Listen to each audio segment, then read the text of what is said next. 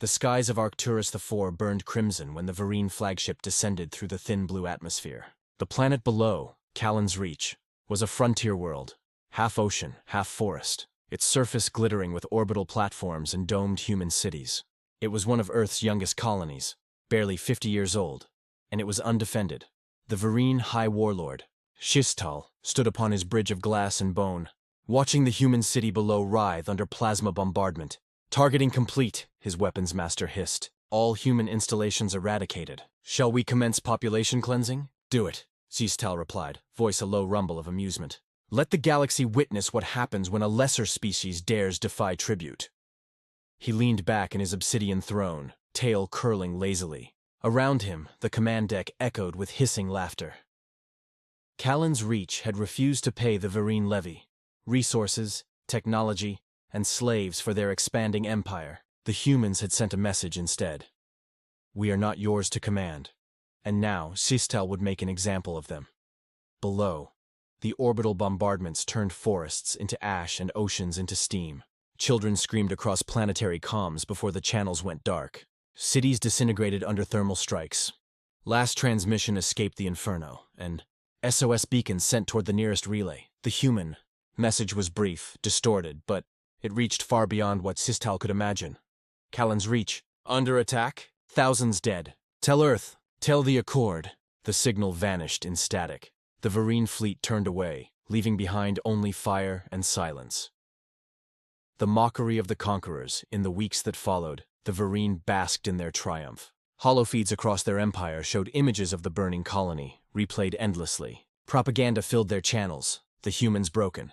The Empire's supreme warlord Shistal addressed the Varine conclave, standing upon a dais surrounded by his peers. They thought their alliances meant power, he sneered. But none came to their aid, not the Terran Navy, not their fragile galactic accord. Earth is alone, a soft world, civilized, too fearful to face the storm. Laughter rolled across the chamber, low, guttural, cruel.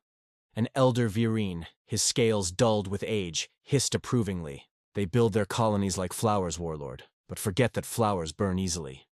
Yes, Shistal replied. And soon, we will pluck everyone they've planted. The chamber thundered with cheers.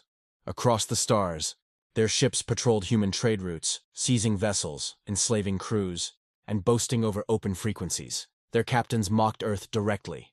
Terrans, send your fleets if you dare. The Varine stand unchallenged. We will strip your colonies until your sun burns alone in shame. They thought humanity powerless. They thought Earth isolated. They had forgotten the first rule written into every human history. Never mistake silence for weakness. The silence before the storm.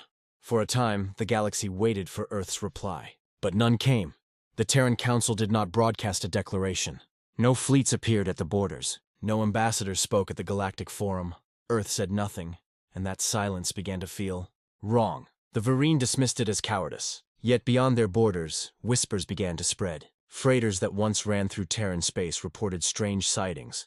Massive ships moving without IFF signals. Convoys vanishing into unregistered sectors. Whole shipyards going dark. On neutral worlds, rumor replaced news. The humans are mobilizing. No, they're evacuating their colonies. No. Listen, they're calling in allies. Allies. The word carried weight. The humans had never been truly alone. The Galactic Accord, an alliance Earth had forged after the first contact wars, stretched across dozens of species. Traders, scholars, warriors, bound not by fear but by shared bloodshed in humanity's defense. And now, those worlds had gone silent too. The Varine Intelligence Council intercepted nothing. No transmissions, no troop movements. No warnings, just absence. Shistal sneered when the reports came. Let them hide, he spat. When they crawl back into the light, we'll burn them too. He didn't see what the sensors couldn't. Across the void, in uncharted regions where old warships slept in forgotten dry docks, engines roared to life, human battle networks flickered awake, orbital bastions rearmed, sleeper fleets recalled their crews. And in the deep black, beyond even the Varine's farthest patrols, old friends of humanity answered the call. Fool, the roar heard round the galaxy. The first sign came to the Varine on the third cycle of the conquest season. A patrol fleet vanished near the edge of Terran space. 20 ships, gone without a distress call. Then another. Then a whole sector went dark. When the Varine finally found the wrecks, their scanners struggled to comprehend what had happened. The ships hadn't been destroyed, they had been erased. Hulls atomized, armor reduced to dust. No weapon known to the Empire could do such a thing. Shistal demanded an explanation. He got one. A broadcast, open frequency, every channel in Varine space. The voice was human, calm, steady, and cold. "This is Admiral Cade of the Terran Defense Command. You attacked Callan's Reach. You murdered our people. You enslaved our kin. You thought Earth stood alone. You were wrong. We have allies older than your empire, stronger than your fleets, and they remember." The transmission cut to static. Then came the sensors, unfiltered, blinding data streams of impossible scale. Thousands of ships dropping from slipspace along Varine borders. Massive constructs larger than moons, part human, part alien, emerging from hyperspace. And with them came the roar. The battle cry of 100 species united under one banner. The Yulani dread carriers, winged titans of plasma and steel, filled the skies. The Koran swarm, living ships older than any empire, consumed enemy fleets whole. The Valari shock forces, warriors once rescued from extinction by human hands, struck from orbit with thunder lances that shattered continents. And at the heart of it all, Earth's fleets advanced in silence, dark hulls gleaming with blue fire, weapons charging like the wrath of gods. The humans had not come alone. They had brought everyone who owed them a debt, and that debt would be paid in blood for Kessim. The Annihilation Campaign. The first engagement lasted 12 minutes, and the Varine Second Armada ceased to exist. The humans didn't broadcast warnings. They didn't demand surrender. They simply attacked, with precision, with fury, with vengeance. Human dreadnoughts, the size of cities, warped into orbit above the Varine world of Istor. Their rail cannons fired once, twice, and the capital's surface boiled away. From the dark side of the planet, Yulani carriers unleashed swarms of starfighters, each guided by hybrid human-AI minds. The defenders never had a chance. Then the Koran came. Living ships of organic metal, their hulls shifting like serpents. They tore through space, devouring debris and ships alike, feeding off plasma fire. Every Varine world became a battlefield. Every star burned red. In the outer sectors, the Valari landed. Massive bipedal exosuits thundered through cities, cutting down resistance with cold efficiency. Their commanders spoke no words, only transmitted Earth's sigil to every channel. A blue sphere encircled by stars. The message was clear. You are not fighting humans alone. You are fighting everyone they ever saved. Shistal's fleet regrouped at their capital, Varine Prime, forming a last line of defense. Hundreds of warships, bristling with ion cannons and planetary shields, stood ready. The humans arrived anyway. The Terran flagship Resolute Dawn led the assault, flanked by Valari dread carriers and Koran biofleets. The battle lasted 3 hours. By its end, Varine Prime was gone, its oceans boiled, its cities vaporized, its fleet reduced to molten slag drifting in orbit.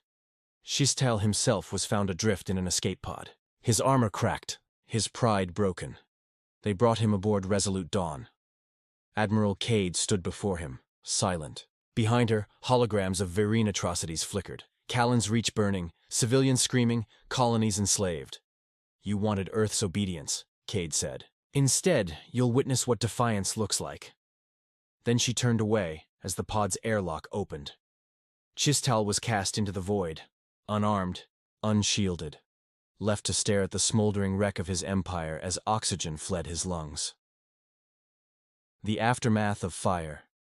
The war lasted only 19 days.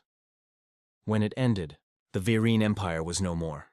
Entire sectors had surrendered. Planetary governors broadcast desperate pleas for mercy that never came. The Allied fleets withdrew slowly, methodically, leaving behind shattered shipyards and empty skies. On the galactic networks, silence reigned. No one mocked Earth now. In the ashes of the Varine worlds, survivors found carvings scorched into blackened stone. Terran words, translated into every known tongue. "We were not alone. You were warned." Across the galaxy, empires reconsidered their ambitions. Treaties were rewritten, borders fortified, and every admiral, every warlord, every conqueror who gazed toward Sol felt the same cold dread, because they had seen it. They had heard it. The roar of Earth's allies, the sound of a united vengeance that shook the stars themselves. The whisper that endured years. Later, The story of Callan's Reach became legend. Children of dozens of worlds learned it in schools. The day an empire burned a human colony, and the day the galaxy burned back. In smoky taverns and war councils, soldiers whispered the same phrase whenever the thought of testing humanity arose.